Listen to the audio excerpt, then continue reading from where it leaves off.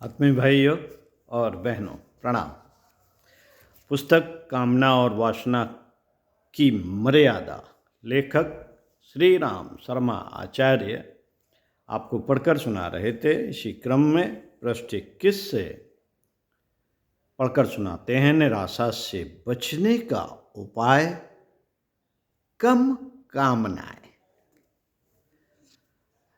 मनुष्य कुछ भी नहीं है, वह एक चलता फिरता धूल पिंड है। उसकी शक्तियां सीमित है। वह नियत के हाथ की कठपुतली है, भाग्य का खिलौना और हर समय काल का कवल है। इस प्रकार के निषेधात्मक एवं निराशापूर्ण विचार रखने वाले निस्संदेह धूल पिंड, भाग्य की कठपुतली और जीवित अवस्था में भी मृतक ही होते हैं। जो कायर और निराशावादी हैं वह अभागा ही है। जहां संसार में लोग कंधे से कंधा भिड़ाकर उन्नत और विकास के लिए निरंतर संघर्ष कर रहे हैं, वहां निराशावादी विषाद का रोग पाले हुए दुनिया के एक कोने में पड़े मक्खियां मारा करते हैं।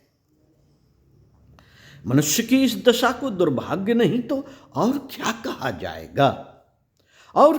जाएगा। मनुष्य योनि में आकर जिसने जीवन में केवल विशेष कार्य नहीं किया, किसी के कुछ काम नहीं आया, उसने मनुष्य शरीर देने वाले उस परमात्मा को लज्जित कर दिया। अपने में अनंत शक्ति होने पर भी दीनतापूर्ण जीवन बिताना, दयनीयता को अंगीकार करना, अपने साथ घोर अन्याय करना है। मनुष्य जीवन रोने कल्पने के लिए नहीं, हंसते मुस्कुराते हुए अपना तथा दूसरों का उत्कर्ष करने के लिए तैयार है। मनुष्य जीवन के लिए निराशा अस्वाभाविक है।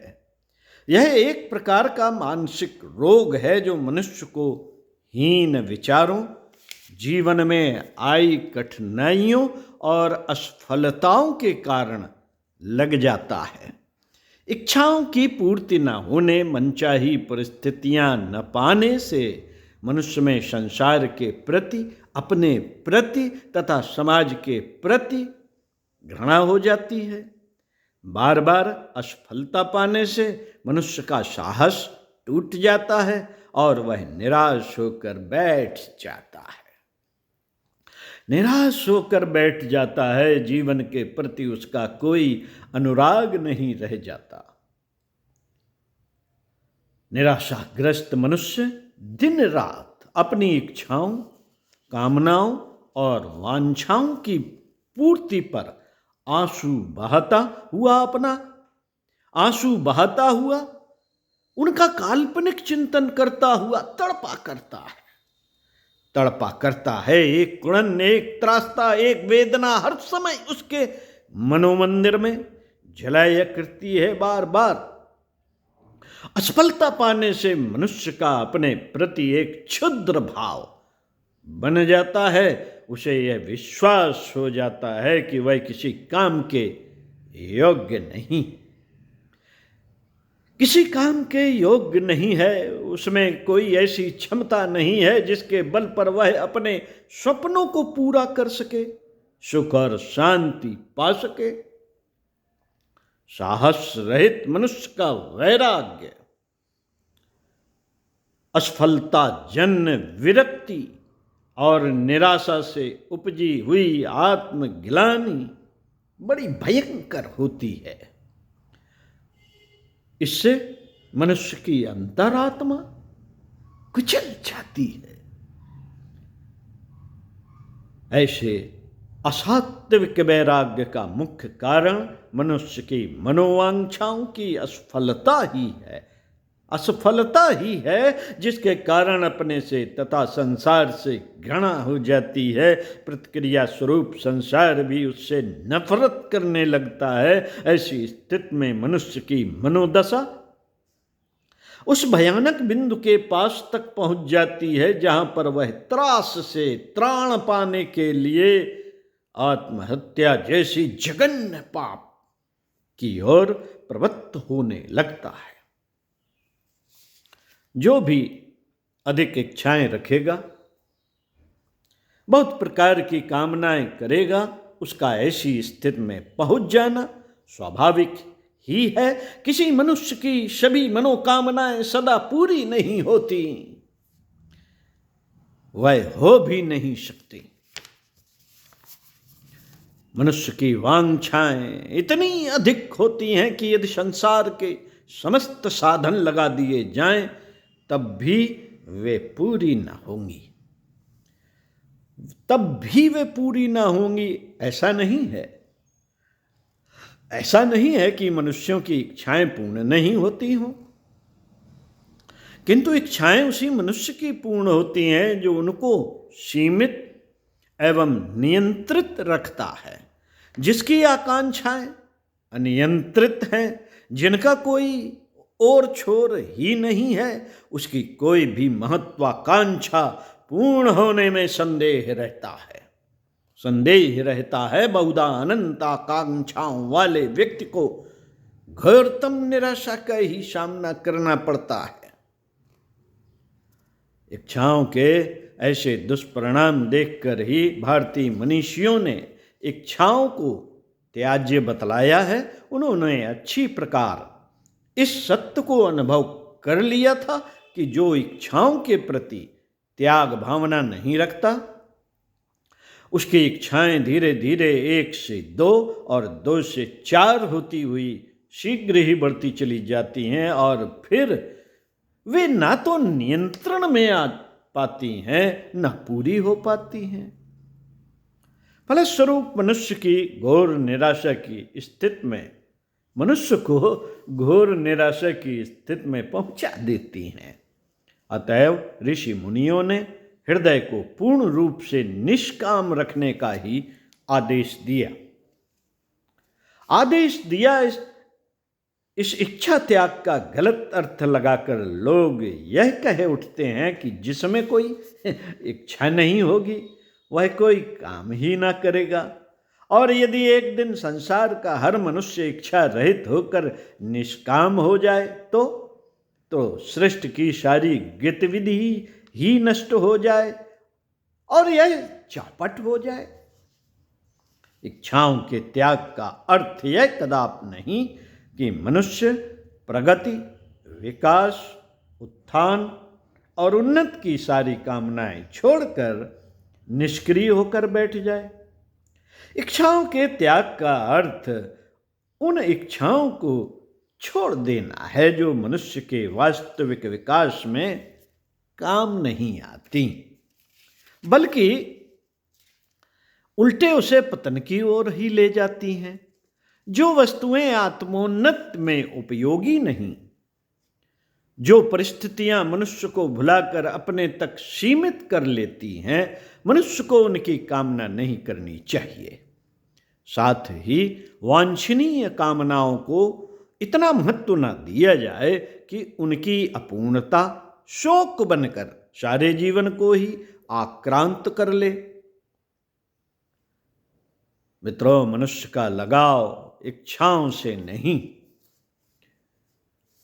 बल्कि उनकी पूर्ति के लिए किए जाने वाले कर्म से ही होना चाहिए। इससे कर्म की गति में तीव्रता आएगी और मनुष्य की क्षमताओं में वृद्धि होगी, जिससे मनोवांछित फल पाने में कोई संदेह नहीं रह जाएगा। इसके साथ ही केवल कर्म से लगाव होने पर यदि कोई प्रयत्न असफल होता है तो मनुष्य उससे अधिक उपयुक्त प्रयत्न में लग जाएगा। असफलता उसे प्रभावित नहीं कर पाएगी। इच्छा के प्रति लगाव रहने से प्रयत्न की असफलता पर मनोवांछा पूरी न होने से उसका जी रो उठेगा। वह अपनी कामना के लिए तड़पने और कल्पने लगेगा। अपेक्षित फल न पाने से उसे कर्म के प्रति विरक्ति होने लगेगी, प्रयत्नों से घृणा हो जाएगी और तब कर्म का अभाव उसको निष्क्रिय बनाकर घोर निराशा की स्थिति में भेज देगा। अस्तु मनुष्य को मनोवांछाएं प्राप्त करने और निराशा के भयानक अभिशाप से बचने के लिए अपना लगाव इच्छाओं के प्रति नहीं, अपना लगाव इच्छाओं के प्रति नहीं बल्कि उनके लिए आवश्यक प्रयत्नों के प्रति ही रखना चाहिए। मनुष्य की वे वासनाएं उपयुक्त कही जा सकती हैं। मनुष्य की वे वासनाएं उपयुक्त कही जा सकती हैं जो उसके विकास में सहायक हों। संपत्ति की कामना तभी उपयुक्त है जब वह कोई महान कार्य संपादित करने में काम आए। संपत्ति की कामना इसलिए करना ठीक नहीं कि लोग हमें धनवान समझें, समाज में प्रभाव बढ़े, संसार की हर चीज प्राप्त हो जाए, भोगों के अधिक साधन संग्रह किए जाएं। लोग संतान की वासना करते हैं, लोग संतान की वासना करते हैं। ठीक है, संतान की कामना स्वाभाविक है, किंतु संतान को केवल इसलिए चाहना कि मैं पुत्रवान समझा जाऊं, संपत्ति का कोई उत्तराधिकारी हो जाए, बहुत उपयुक्त नहीं। देश को अपने प्रतिनिधि के रूप में एक अच्छा नागरिक देने के लिए संतान की कामना महान एवं उपयुक्त है। लोग जीवन में कीर्ति चाहते हैं, अपनी ख्याति चाहते हैं और उसके लिए न जाने कौन कौन से उपाय प्रयोग किया करते हैं। ख्याति इसलिए चाहना ठीक नहीं, इसलिए ख्याति चाहना ठीक नहीं कि समाज में प्रभाव बढ़ेगा, उससे हजार प्रकार के काम निकलेंगे, लोग आदर करेंगे, चाटुकारी करेंगे, प्रतिष्ठा बढ़ेगी। मनुष्य को कीर्तिकामी होना चाहिए, किंतु यह तभी ठीक होगा कि वह कीर्ति का उपार्जन अपने सत्कर्मों से करे, अन्याय और धूर्तता से नहीं। साथियों, इस प्रकार की उपयुक्त कामनाएं रखने वाला व्यक्ति कभी भी उनकी असफलताओं से दुखी नहीं होता और न कभी निराशा की स्थिति में पहुंचता है। अपने व्यक्तिगत सुख भोग के लिए विषयों की कामना परिणाम में ही नहीं, प्रारंभ में भी दुखदायी होती है। आत्म विकास और समाज कल्याण के लिए की हुई कामनाएं आदि एवं अंत दोनों में ही सुखदायी एवं कल्याणकारी रहती हैं। जीवन में निराशा से बचने के लिए मनुष्य को कम से कम कामनाएं रखना ही ठीक है। कामनाओं की अधिकता ही निराशा और पतन का कारण होती है। ओम शांति। अगले वीडियो में पुनः आपसे मिलते हैं इसी पुस्तक के